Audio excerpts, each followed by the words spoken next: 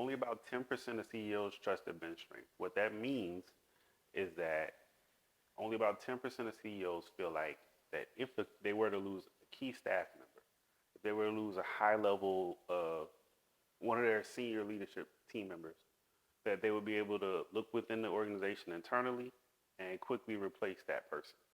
So what that means for leadership is that you don't have the ability to quickly respond to changes in the market, right? And we live in a world of constant change. In fact, change happens more quickly and more rapidly than it's ever happened in the past, mostly fueled by social media.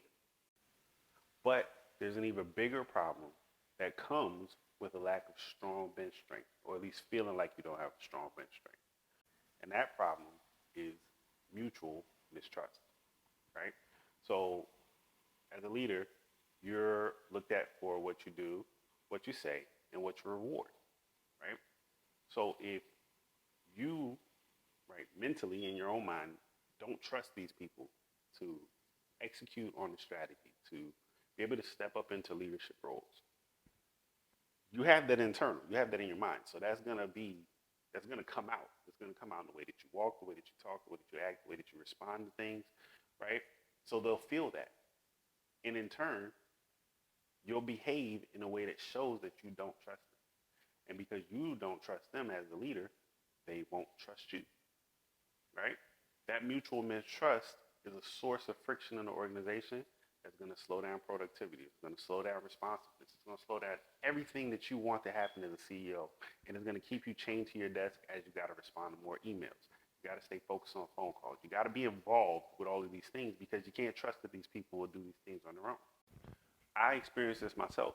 So about 10 years ago, I started working for this organization. I worked there for about 3 years in a two-man department. It was just me and my boss, right? My third year, it was time for my boss to leave. And I went to our director and I asked her, hey, what would be the reason that I would be given the leadership role in our department? And she verbatim said to me, well, what have you done? To which that made me look back and say, what do you mean, what have I done? Just look. Now, I learned a very valuable lesson in that, I wasn't being uh, visible enough in front of the senior leadership team. I kind of just trusted everybody to believe that I was doing what I was supposed to do, and I wasn't actually, make sure they knew what I was doing. And that lack of transparency, I guess, is what led them to feel that way.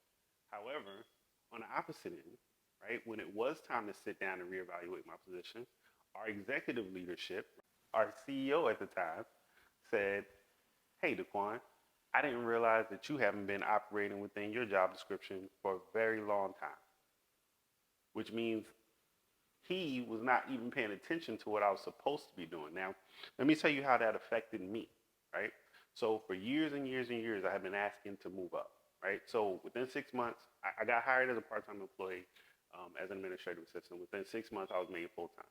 I want to say like another month or two later, I was moving from doing administrative assistant work to actually working directly with clients, right? So I had worked my way into that level of trust. That was the level of trust that my direct supervisor could give to me without needing to ask questions. So I was already way outside of my job description within my first year working there. So from that point forward, more and more was continuing to be asked of me, right? Like going out, meeting clients at different sites, bringing clients in, making partnerships, making relationships. And I kept asking for things in return to make that make sense, right? The entire time that I worked there, my card said administrative assistant, right? And they wanted me to go walk up to CEOs of corporations and startup founders and say, hey, I'm Daquan Hall, and I can make XYZ happen for you. And I don't know about you, and there's no judgment to anyone else, but if your card says administrative assistant, I'm going to assume that you don't have too much power to make that happen, right? Maybe you do, and I'm just a little naive on that, but that would be my assumption. So I assume that's what other people assumed also. Because of that, right, I just asked them for several things. First, I asked them, hey, can I get a raise and a title change? They said no, right?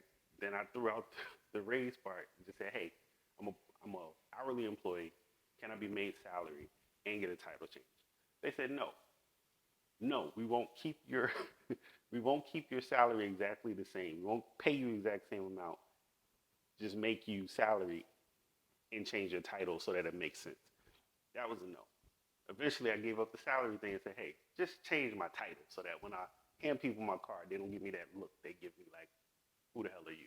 What are you going to do for me as an administrative assistant? And even that became a no. So eventually, what started happening? I just stopped doing the things that they were asking me to do. It wasn't my job anyway. I wasn't being compensated for it. I wasn't being treated like I was that sort of employee that you can give all this responsibility to. But I was being, all those things were being placed on me regardless. So I started to pull back, right? Now, when it happens, I call that mutual mistrust. That's exactly what your employees are going through if you're not trusting your bench strength. Because at the end of the day, right, that all falls on you. So if you can't trust that bench strength, you have to do something to change that. And that it may be training, it may be bringing in new people, but regardless, you've got to do something to change it, right? And bringing in new people is probably the worst way to go about that because that's going to cost you a lot more money. But anyway, one way that I think that you as a leader should go about changing these things is by becoming more data driven, right? Why? Because being more data driven will allow you to give your team more autonomy and therefore more trust. That trust will then be reflected back up to you because they'll trust you more. And then you reduce and release all of that friction that came from that mutual mistrust, right? So I have a 5-part program that helps organizations improve their data strategy, right? If you're interested, go ahead and leave me a link leave me a message in the comments and I'll get you a pamphlet so you can see what it's about and we can talk more. All right? Thanks for watching.